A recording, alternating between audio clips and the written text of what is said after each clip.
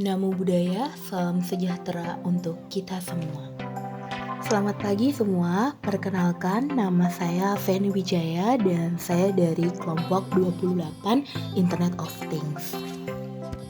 Pada kesempatan kali ini, izinkan saya mempresentasikan tentang ide Internet of Things dengan tema kasur pintar atau smart bed.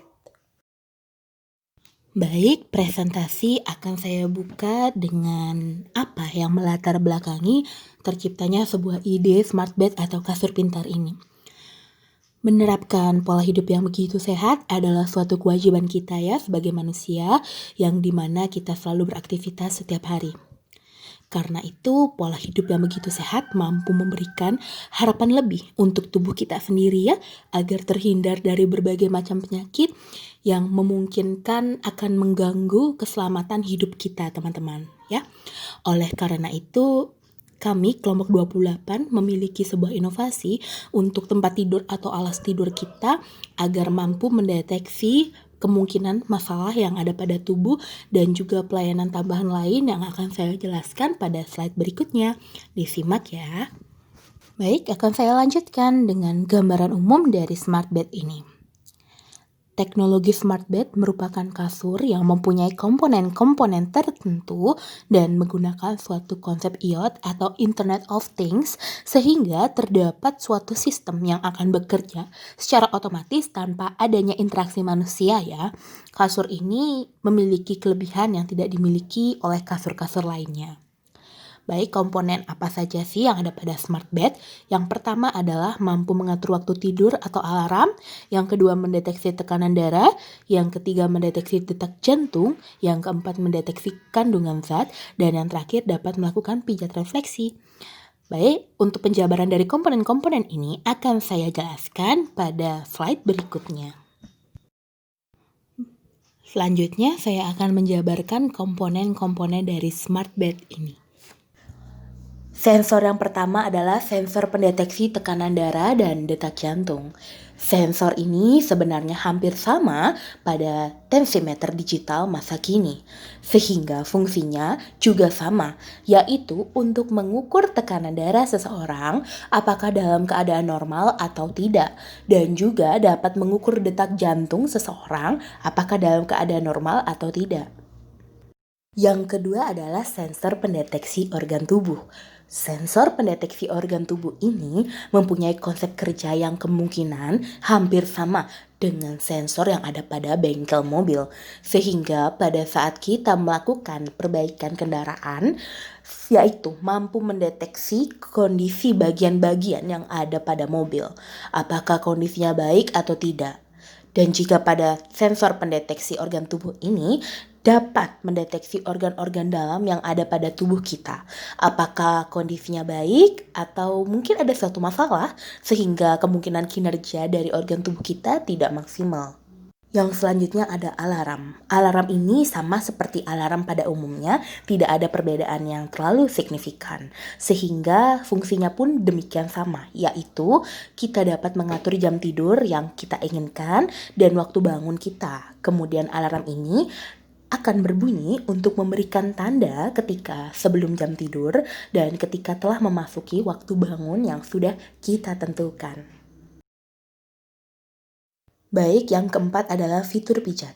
Fitur pijat ini akan secara otomatis bekerja ketika sensor pendeteksi organ tubuh telah mendeteksi adanya peredaran darah kita yang tidak lancar, sehingga fitur pijat ini akan bekerja secara otomatis dengan memijat titik tertentu pada tubuh kita.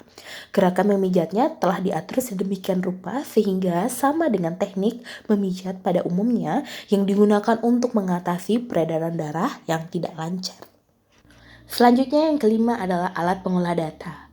Alat ini berfungsi untuk mengolah data yang telah dideteksi oleh sensor-sensor di atas dengan kemudian setelah data diolah itu akan secara sistematis ditransferkan ke monitor yang telah terhubung dengan smart bed ini.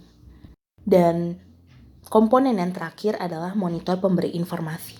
Monitor ini berfungsi untuk menampilkan data-data yang telah ditransferkan oleh alat pengolah data sebelumnya.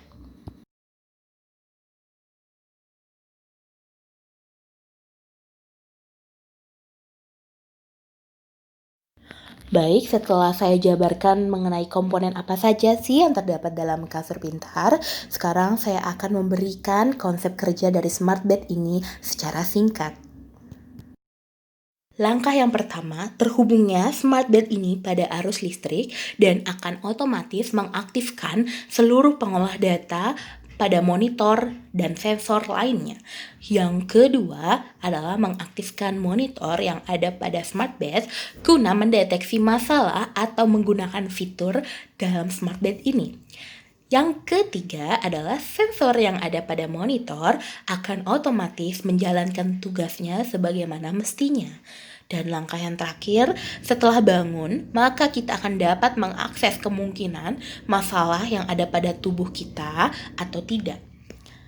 Jadi, smart bed ini adalah suatu inovasi baru yang dilengkapi oleh sensor canggih dan cara mendeteksinya pun sangat mudah dengan cara menggunakan selimut yang telah dilengkapi oleh seluruh sensor, dan ketika seseorang tersebut tertidur, maka sensor ini akan mendeteksi secara otomatis dan data-data akan ditransferkan kepada monitor dan dapat diakses keesokan harinya oleh pemilik dari smart bed ini.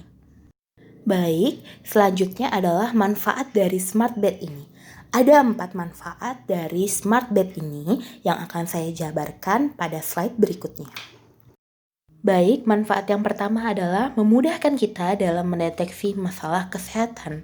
Karena dalam satu tempat kita sudah bisa mendapatkan akses untuk mengetahui apakah dalam tubuh kita ada masalah kesehatan atau tidak.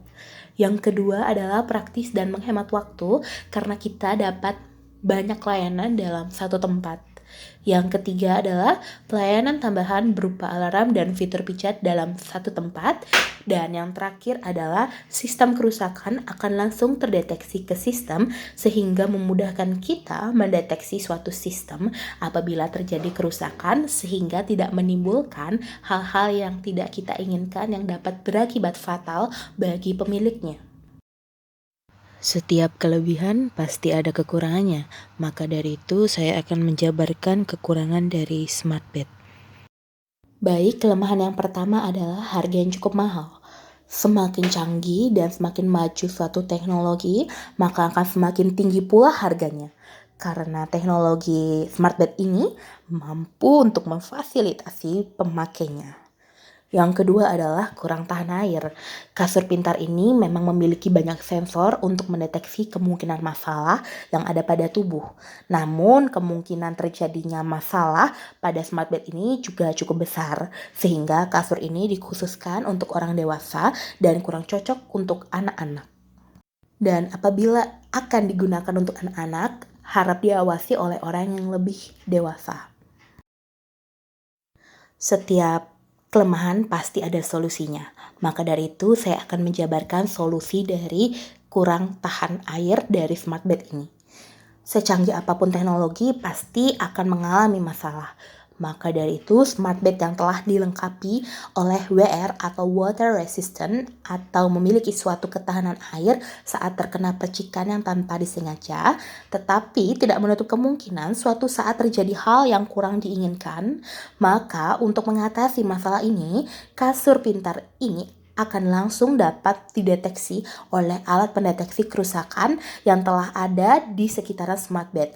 Kemudian akan mengirimkan informasi ke layar monitor apakah ada kerusakan yang cukup membahayakan yang beresiko terjadinya konslet atau tidak.